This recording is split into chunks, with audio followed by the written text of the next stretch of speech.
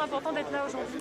C'est important parce que tout le monde perçoit bien que l'heure est grave. On est en plein cœur d'une crise sanitaire et c'est le moment que choisit le gouvernement opportunément pour déposer une loi dite de sécurité globale qui ne va rien améliorer à la sécurité, n'a rien de global, qui est juste une loi qui va contraindre la liberté d'informer et la nécessité de contrôler finalement l'action de ceux qui légitimement ont le monopole de la violence légitime de l'État. Voilà ce que nous disons.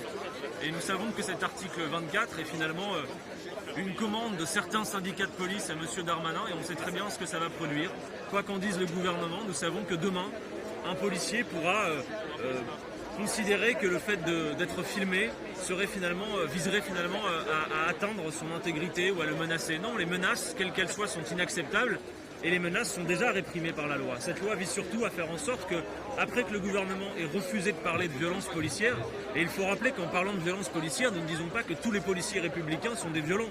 Mais ne pas voir qu'il y a des violences policières, c'est aussi affaiblir finalement la confiance et donc l'autorité.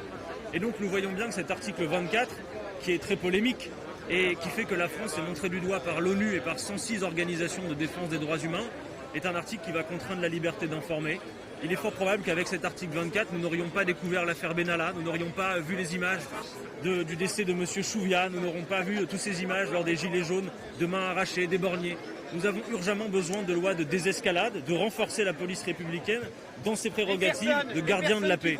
Nous ne voulons pas de ces lois ultra-sécuritaires qui n'apportent rien du point de vue de la sécurité, sinon que d'accentuer la conflictualité là où il faudrait la désescalade. Et qu'est-ce que vous pensez de l'amendement que justement Gérald Darmanin a déposé hier soir pour garantir la liberté d'informer? Il n'apporte aucune garantie. Tout le monde a bien vu qu'avant même le passage de cette loi, la liberté d'informer était déjà sérieusement entravée.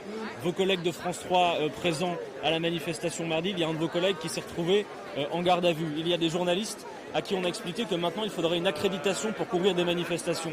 Et avec de telles lois, on voit ce qui se passe, c'est qu'à l'international, notre pays, la France, le pays des droits de l'homme, est un pays qui désormais est regardé en exemple de loi sécuritaire. Voilà la réalité. Je crois que nous avons besoin, oui, d'améliorer la sûreté dans ce pays. Nous avons besoin de refonder la police républicaine, de recruter davantage de policiers, d'assurer un accroissement de leur formation, de revenir à une police de proximité, de changer la doctrine en profondeur. Pas de ce type de loi qui gadgetisent la police, qui font que maintenant les manifestants seront suivis par drone, qui font qu'il y aura les caméras piétons et tout le reste. Non, c'est pas de ça dont nous avons besoin. Et nous voyons bien ce qui est en train de se passer et le moment choisi pour le faire. Voilà. Super. Merci beaucoup, monsieur.